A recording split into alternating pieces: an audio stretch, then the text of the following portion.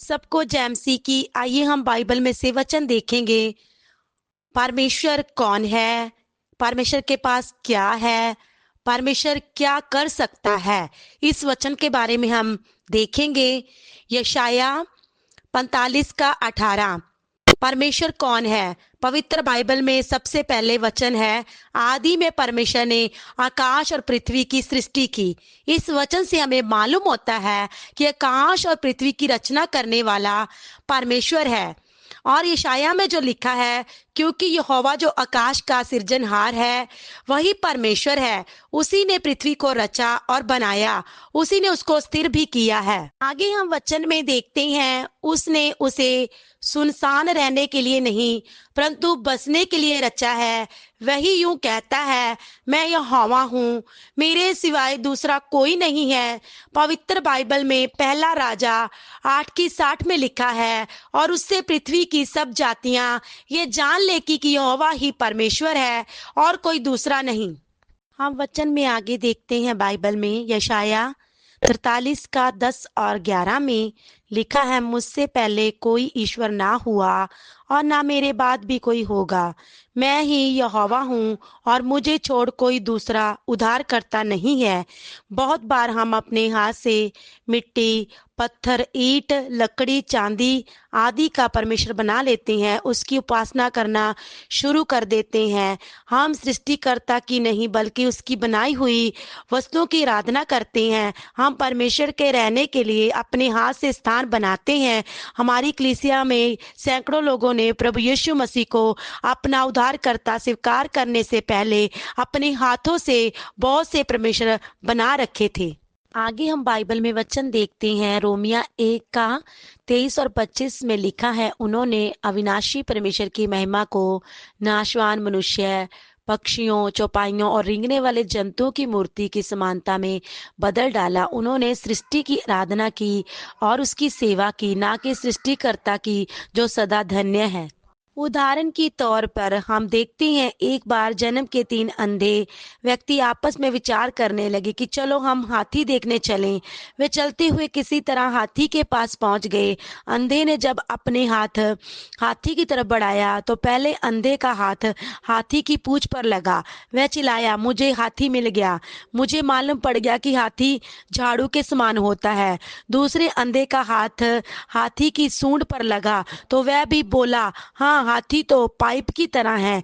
तीसरे अंधे का हाथ हाथी के कान पर लग गया तो उछल कर बोला, अरे मुझे मालूम पड़ गया, हाथी तो छज गेहूं की सफाई करने वाला सूप के समान है। ये तीनों जन्म के अंधे अलग अलग स्थानों की ओर चले गए और ये प्रचार करते हुए कि हाथी पाइप के समान है, झाड़ू के समान है अथवा सूप के समान है। जो अंधे थे वे हाथी के विषय में जानकारी ना रखते थे। उन्होंने इस 3 अंधों की बातों पर विश्वास किया और मान लिया कि हाथी ऐसा ही है। मगर जिनकी आंखें खुली थी वे जानते थे कि हाथी ऐसा नहीं है।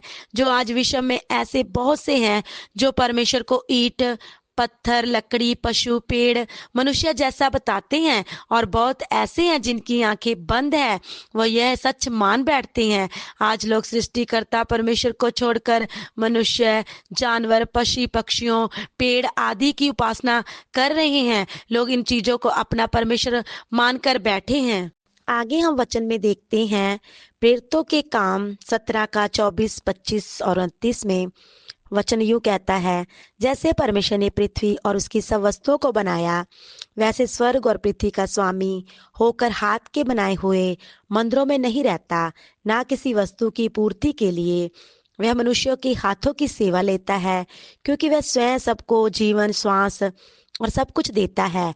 परमेश्वर का वंश होकर हमें यह समझना है उचित नहीं कि ईश्वर तब सोना, चांदी या पत्थर के समान है, जो मनुष्य की कारीगरी और कल्पना से गढ़ा गया है। प्रकाशित वाक्य 14 का 7 में लिखा है, परमेश्वर से डरो और उसकी उपासना करो, क्योंकि उसके न्याय करने का दिन समय आ पहुंचा है।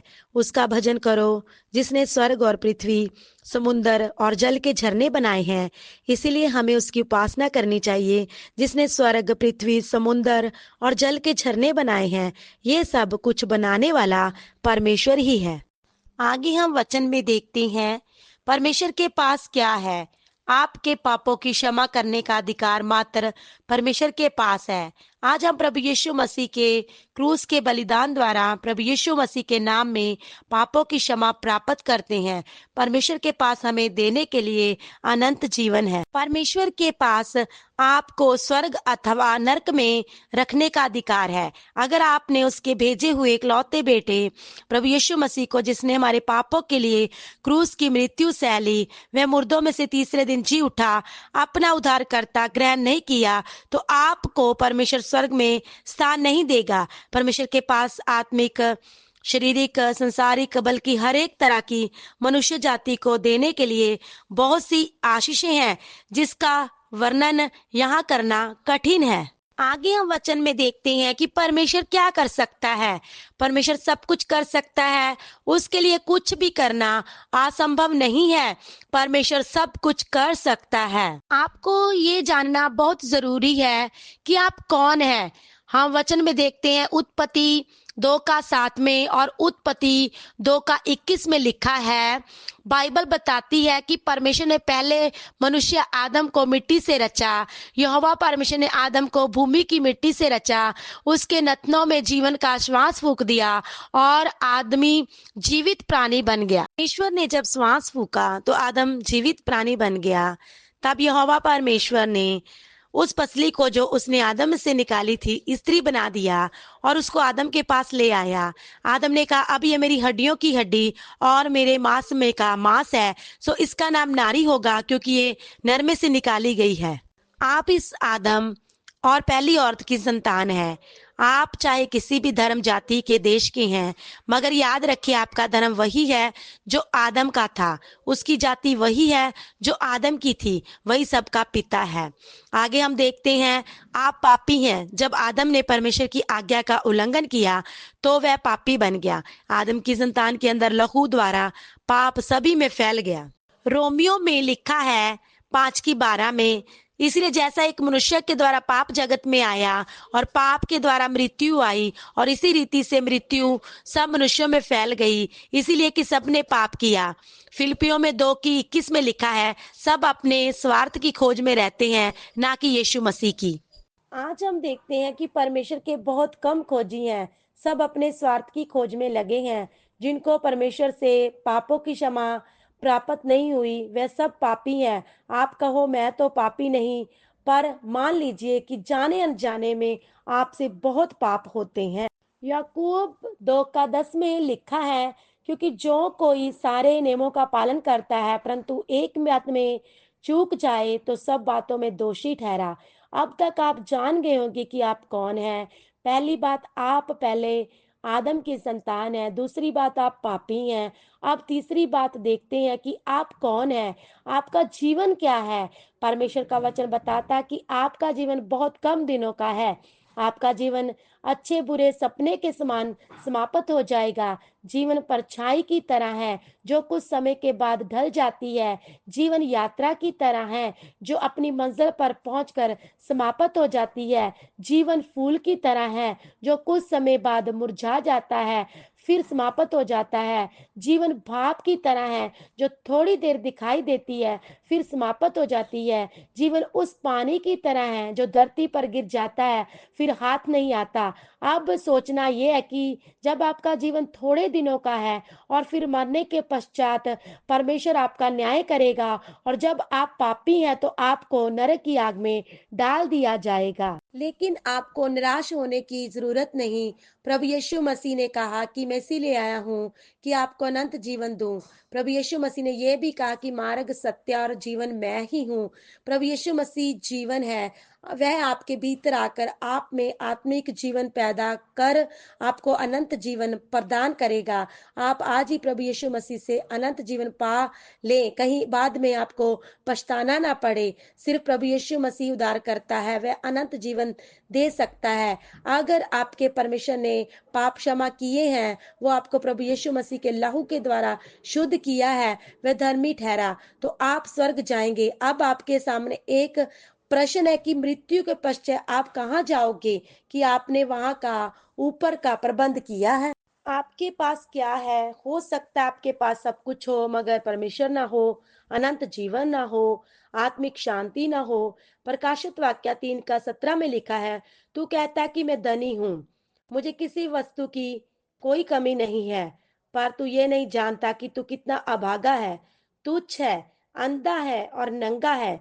हो सकता है ये आपके पास सब कुछ हो मगर जब परमेश्वर आपके पास नहीं है तो कुछ भी नहीं है। एक व्यक्ति ने कहा, कोठरियां तोड़कर मैं नई कोठरियां बनाऊंगा, मैं वहां अपना सब अन्न संपत्ति रखूंगा और अपने प्राण से कहूंगा, प्राण तेरे पास बहुत वर्ष के लिए बहुत संपत्ति रखी है, चैन कर खा पी और सुख से रह।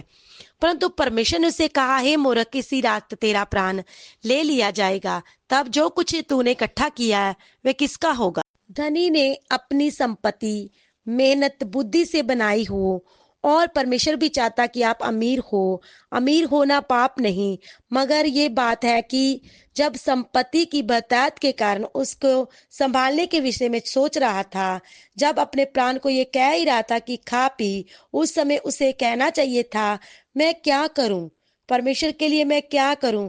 परमेश्वर ने मुझे बहुत कुछ दिया है, अब परमेश्वर के लिए क्या करूं, परमेश्वर के कार्य के लिए मैं क्या करूं, उधार पाने के लिए मैं क्या करूं। हे प्रभु, मैं क्या करूं, धन को क्या करूं। धनी खाने पीने के लिए सोच रहा था, मगर ये नहीं सोच रहा था अगर मेरा जीवन खत्म हो गया तो मैं क्या करूंगा, कहाँ जाऊंगा। हो सकता कि आप इस धनी की तरह सोच रहे हो, अगर परमेश्वर आपको अपने पास बुलाए तो आप कहाँ जाओगे।